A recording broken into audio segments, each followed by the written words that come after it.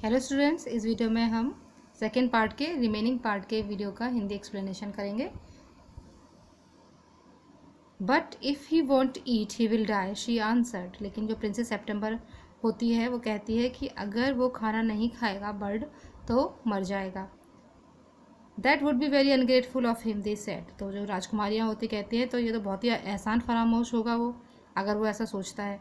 He must know that you are only thinking of his own good. उसे पता होना चाहिए कि तुम उसके बारे में अच्छा सोच रही हो।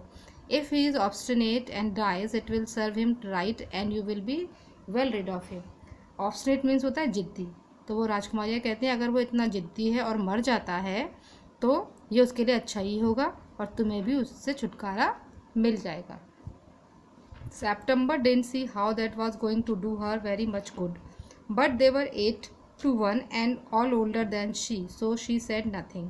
September मतलब उसे ये समझ में नहीं आता कि ये किस तरीके से उसके लिए अच्छा होगा, लेकिन वो कुछ नहीं कह पाई क्योंकि वो 8 थी और वो अकेली थी और वो सारी की सारी उससे बड़ी थी, इसलिए सितंबर ने उनसे कुछ भी नहीं कहा।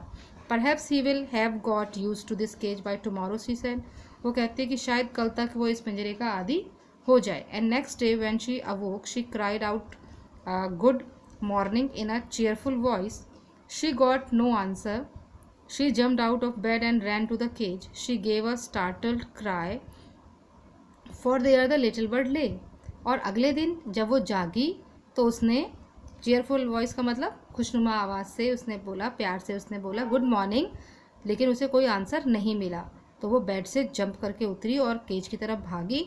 तो और वो चिल्लाने, स्टार्टल क्राई का मतलब होता है ज़ोर ज़ोर से चिल्लाना, चिल्ला चिल्ला कर रोना होता है। तो वो चिल्लाने लगी और उसने देखा कि जो लिटिल बर्ड है वो वहाँ पे लेटा हुआ था।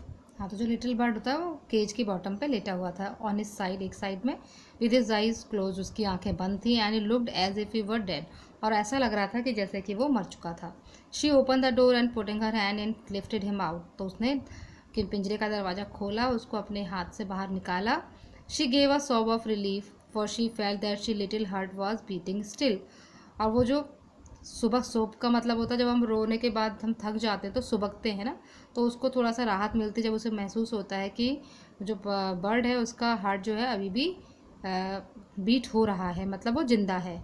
Wake up little bird, see princess September उसको कहती है जागो लिटिल बर्ड जागो। She began to cry and her tears fell on the little bird. He open his eyes and saw that the bars of the cage were no longer around him. तो जब वो रो रही होती है उसकी आंखों के जो आंसू होते हैं वो बर्ड के ऊपर गिरते हैं। तो बर्ड जो है वो अपनी आंखें खोल लेता है और वो देखता है कि उसके आसपास पिंजरे का जो बार्स हैं वो नहीं है। I cannot sing unless I am free and if I cannot sing I die, he said. The princess gave a great sob. तो जो बर्ड होता है कहता है कि जब तक मैं फ्री नहीं होता मैं गा नहीं सकता, और मैं अगर गाऊंगा नहीं तो मैं मर जाऊंगा। तो प्रिंसेस जो होती है उसको बहुत ज़्यादा मतलब उसको बहुत सहारा मिलता है ये सुनकर कि वो जिंदा है और वो गाना गा सकता है अगर वो फ्री हुआ तो।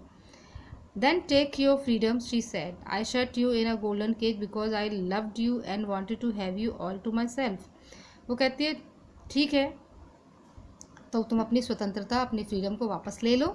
मैंने तुम्हें गोल्डन केज में इसलिए बंद किया था क्योंकि मैं तुम्हें हमेशा अपने पास रखना चाहती थी। But I never knew it would kill you, लेकिन मुझे ये नहीं पता था कि वो इससे तुम मर जाओगे या ऐसा करने से तुम मर सकते हो। I love you enough to let you be happy in your own way. मैं तुम्हें इतना चाहती हूँ, इतना प्यार करती हूँ, तो मैं तुम्हें खुश देखना चाहती हूँ जिस तरीके से तुम रहना चाहते हो। She threw open the window and gently place the little bird on the सिल। ही शुक हिमसेल्फ अ लिटिल। तो फिर वो विंडो खोलती है और धीरे से सिल होता है जो विंडो के ऊपर बारिश वारिश रोकने के लिए बना होता है ना, सीमेंट का बना होता है, उसको सिल कहते हैं। तो उसको सिल पे रखती है और अपने हाथ को शेक करती है, मतलब बाय करने के लिए उसको हाथ हिलाती है। Come and go as you will little bird, she said. I will never put you in a cage any more. फिर वो सितंबर कहती है कि जाओ और जब तुम्हारा मन करे तो वापस आना, और मैं तुम्हें कभी भी पिंजरे में बंद नहीं करूँगी।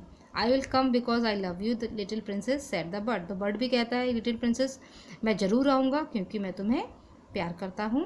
And I will sing you the loveliest song I know. I shall go far away but I shall always come back and I shall never forget you. तो वो कहता है कि मैं वापस आऊँगा और तुम्हारे लिए बहुत अच्छा गाना गाऊँगा, और मैं दूर जा रहा हूँ, लेकिन मैं हमेशा तुम्हें याद रखूँगा और तुम्हारे पास ज़रूर आऊँगा। He gave himself and the shake, उसके बाद वो भी उसको शेक करता है।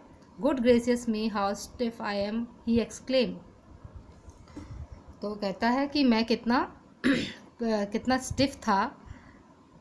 Then he open his wings, क्योंकि वो पिंजरे में जब बंद हो गया था तो उसकी मूवमेंट नहीं हो रही थी, तो हमारा शरीर जैसे अकड़ जाता है ना बिना मूवमेंट के, तो ऐसे ही बर्ड कहता है जब वो फ्री हो जाता है कि मैं कितना स्टिफ था, कितना स्टिफ हो गया था मेरी बॉडी।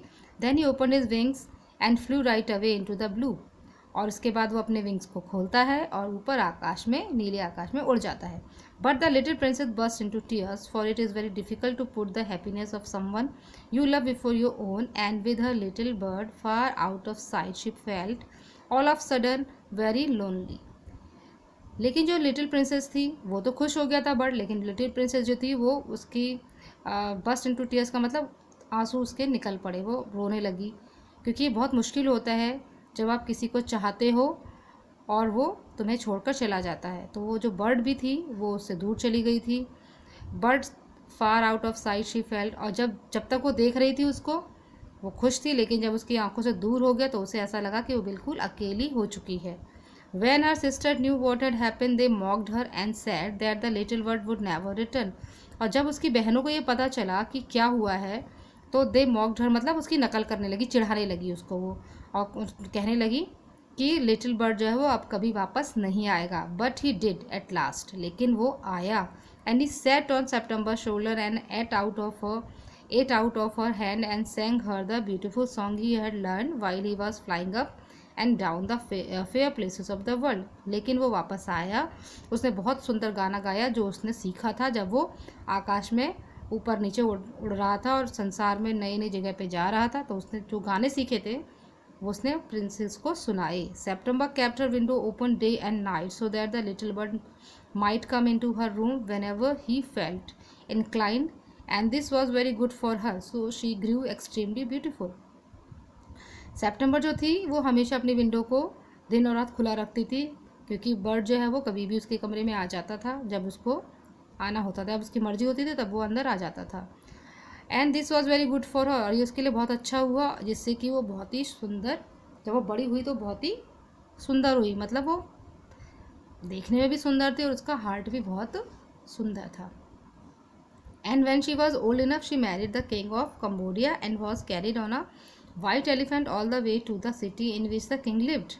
और जब वो बड़ी हुई तो उसकी शादी जो है कंबोडिया के राजा के साथ हो गई, उसको वो एक सफ़ेद हाथी में बिठाकर वहाँ ले गए जहाँ राजा रहता था। But her sister never slept with their windows open, so they grew extremely ugly as well as disagreeable, and when the time came to marry them off they were given away to the king's counsellors with a pound of tea and Siamese cat. लेकिन उसकी sister कभी भी अपनी window को open करके नहीं सोती थी, तो क्या हुआ, वो जब वो बड़ी हुई तो वो देखने में सुंदर नहीं हुई और डिसएग्रीएबल, मतलब किसी को पसंद भी नहीं आती थी वो। तो जब उनकी शादी होने का, मतलब जब उनकी शादी का टाइम आया तो उनकी शादी किसी राजा से नहीं बल्कि किंग्स के काउंसलर के साथ हुई, और वो तो सफ़ेद हाथी पे गई थी प्रिंसेस सेप्टेम्बर, लेकिन उसको साथ में क्या मिला, उसकी सिस्टर को पाउंड ऑफ टी मिला और सियामीज कैट मिली। तो ये था इसका एक्सप्लेनेशन। आई होप आपको समझ में आ गया होगा। Thank you.